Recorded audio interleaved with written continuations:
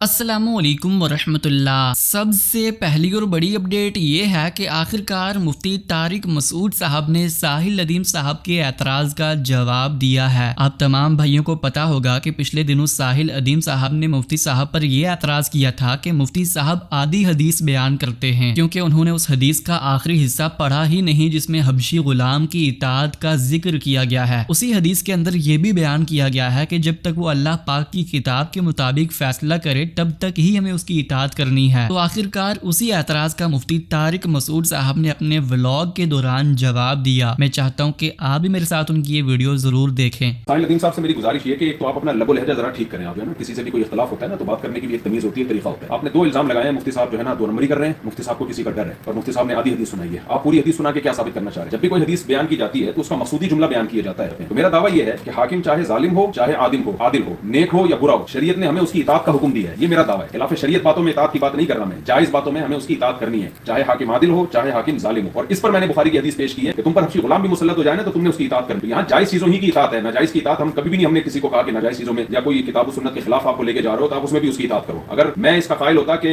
जो हाकिम है वो किताब सुन्नत के खिलाफ हुक्म दे फिर भी उसकी इताअत करो तो मैं अदालती खुला के खिलाफ इतने क्लिप बनाता पाकिस्तान में और जगह जगह लोगों को कहता कि भाई ये जो कोर्ट फैसला कर रही है खुला का, ये खुला का लदम है। और तौहीन जो रिसालत के केस है उस पर उलमा आवाज उठाते रहते हैं कि जो तौहीन रिसालत का जो मसला है, और इसके अलावा जो और भी बहुत सारे गैर इस्लामी कानून जो पाकिस्तान में बनते हैं उसके खिलाफ आवाज उठाते हैं। और उसमें नहीं कहते कि लोग हुकूमत की इताअत करें। तो आप क्या साबित करना चाहते हैं इस हदीस से कि पूरी हदीस मुफ्ती साहब ने नहीं सुनाई, आधी सुनाई है? आपका दावा अगर ये है कि जी हाकिम जालिम हो या आदिल हो हमने उसकी इताअत नहीं करनी है तो आप जरा खुल के बोले ना, डरते तो आप हैं। आप बोले पाकिस्तान में बगावत करो, अमेरिका में बगावत करो, कनाडा में बगावत करो, सारी दुनिया में बगावत करो, ये जुमला बोले ना, आप मुझसे बोलते क्यों नहीं है? आपके अंदर क्या छुपा हुआ है? मैंने आपका बहुत जगह बहुत ज्यादा रियायत की है, इसलिए कि मैं नहीं चाहता कि मजहबी स्कॉलर इस तरह से यूट्यूब पे आके एक दूसरे के खिलाफ तकरीर करें, लेकिन आप अपनी लिमिट को क्रॉस कर रहे हैं। आप ये अल्फाज वापस लें। आपने जो मेरे बारे में कहे कि मुफ्ती साहब को डर है किसी का, और किसी का डर से आप, मैं समझता हूं आप क्या बोलना चाह रहे हैं। और मुफ्ती साहब ने दो नंबरी की है, दो नंबरी करके मैंने क्या साबित किया है आप ये बताएं। तो मेरा जो दावा था वो 2 और 2 4 की तरह वाज़ेह है कि हाकिम नेक हो या बुरा हो आपको उसकी इताअत करनी है। हाँ, नाजायज कामों में आपने इताअत नहीं करनी, चाहे हाकिम नेक हो या बुरा हो। नेक्स्ट अपडेट ये है कि अल्लामा हिशाम इलाही ज़हीर साहब ने बरेलवी उलमाए किराम को बुखारी में मौजूद अबू लहब की उस रवायत का जवाब दिया जिसे अक्सर बरेलवी उलमाए किराम मिलादुन नबी सल्लल्लाहु अलैहि वसल्लम के दिफा में पेश करते हैं। और अभी हाल ही में मुफ्ती राशिद महमूद रजवी साहब ने भी उसे अपनी वीडियो में बयान किया था। और फिर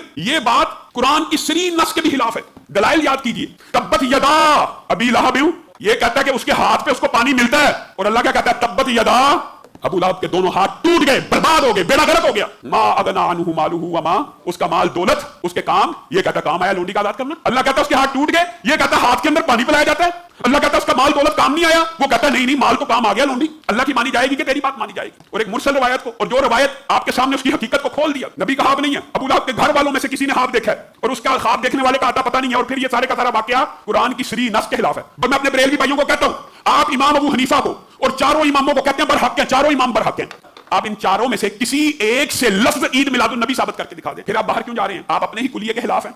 आपने अपने जो असूल वदा किए हैं आप उनकी मुखालफत कर रहे हैं। पहले 100 साल में साहबा ने नहीं बनाई, अगले 100 साल में ताबीन ने नहीं बनाई, अगले 100 साल में तबा ताबीन वगैरह और अइम्मा मुहद्दिसीन ने भी नहीं बनाई। सबसे पहले ईद मिलादुन नबी जो मनाने का आगाज हुआ वो फातिमी शिया एक खलीफा था, उसने मनाई और उसने इस काम का आगाज किया। नेक्स्ट अपडेट ये है कि रिसेंटली पाकिस्तान के बलूचिस्तान के शहर कोयटा में एक शख्स जिसका नाम अब्दुल अली बताया जा रहा है, उसकी वीडियो पिछले दिनों सोशल मीडिया पर काफी ज्यादा वायरल थी, जिससे बहुत से लोग ये तासुर ले रहे थे कि उसने नबी अलैहि सलाम की शान में गुस्ताखी की है। इसी वीडियो के वायरल होने के बाद पुलिस ने उस शख्स को हिरासत में ले लिया और थाने में मुंतकिल किया, लेकिन पुलिस स्टेशन के बाहर लोगों का हुजूम इतना बड़ा था जिसे कंट्रोल नहीं किया जा सकता था। थाने के बाहर का हुजूम क्या करता, बल्कि उसे पहले ही पुलिस स्टेशन के अंदर मौजूद एक पुलिस अहलकार ने खुद उस शख्स को कत्ल कर दिया जिस पर गुस्ताखी का इल्जाम था। ये इंसिडेंट कल से पूरे पाकिस्तान में वायरल है, लेकिन हर बार की तरह इस बार भी शहजाद गयास साहब ने सबसे पहले वीडियो बनाकर इस एक्स्ट्रा जुडिशल एक्टिविटी को कंडेम किया और ये सवाल किया कि इस बार तो मुलजिम गिरफ्तार भी हो चुका था, पुलिस की हिरासत में भी आ चुका था, लेकिन फिर क्यों ये जरूरत पड़ी कि उसे मावराए अदालत जाकर कत्ल قتل کیا. لا بن چکا ہے, پولیس حرکت میں آ چکی ہے, پولیس اریسٹ کر چکی ہے, اس پہ کیس چلے گا. تو اور آپ کیا چاہتے ہیں؟ جو آپ چاہتے ہیں کہ ہونا چاہیے وہ سٹیپ بائی سٹیپ ہر چیز ہو رہی ہے, اس کے بعد بھی موب لنچ بنا کر آپ لوگوں کو مار رہے ہیں just on the basis of acquisition. اگر ایکوزیشن پروف نہ ہو تو آپ کو خوش ہونا چاہیے کہ پاکستان میں نہیں ہوئی بلاسفیمی. آپ چاہتے ہیں کہ ہو بلاسفیمی کہ نہیں, اکیوز ہی ہونا کافی ہے. اگر آپ نے کسی کا مرڈر کروانا ہے پاکستان میں 70-80 لوگوں کو اگر آپ کنونس کر سکتے ہیں کہ اس انسان نے بلاسفیمی کی ہے, سر ساری اجازت ہے آپ کو, ملک تالیاں بھی بجائے گا. ابھی سوشل میڈیا پہ بھی ویڈیوز آ رہے ہیں کہ یہ جو پولیس کانسٹیبل تھے جنہوں نے مرڈر کیا ہے, رپورٹڈلی ان کے گھر لوگ جا کے مبارکباد دے رہے ہیں. اگین جو لوگ اسلامک یوٹیوبرز ہیں, اسلام کا نام استعمال کرتے ہیں, آپ لوگ کیوں نہیں ویڈیوز بناتے ہیں کہ کیا یہ اسلامک ہے سب کچھ؟ کیونکہ آپ ڈرتے ہیں, کیونکہ آپ اسلام کو یوز کرتے ہیں اپنا پیسہ کمانے کے لیے, اور جب ٹی ایل پی کا نام آئے تو آپ کہاں پڑھنا شروع ہو جاتے ہیں کہ میں تو کبھی سنا ہی نہیں. اسی ضمن میں ساحل ادیم صاحب کی ایک ویڈیو سوشل میڈیا پر کافی زیادہ وائرل ہو رہی ہے, جس میں ساحل ادیم صاحب یہ دعا کرتے ہیں کہ اللہ بھلا کرے رائٹ ونگ ریلیجس پارٹی کا جو ہلکا پھلکا توہین رسالت کے نام پر لوگوں کو کرنٹ لگا دیتے ہیں.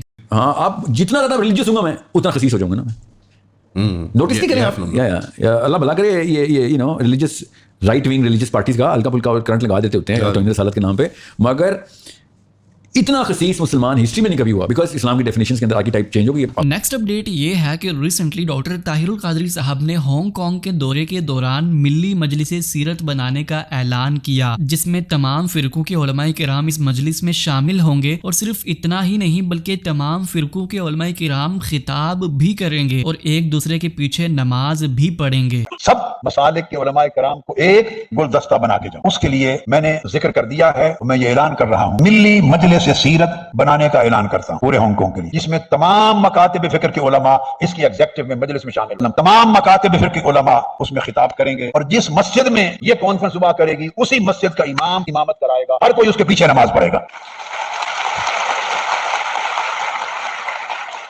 یہ امامتوں اور مسلوں کے جھگڑے ختم ہو جائیں, ہر کوئی نماز پڑھے گا جو نماز پڑھائے, مگر یہ تفریق نہیں ہوگی کہ فلاں کے پیچھے ہوتی ہے اور فلاں کے پیچھے نہیں ہوتی. نہیں ہوتی کا سر قلم کر کے جا رہا ہوں.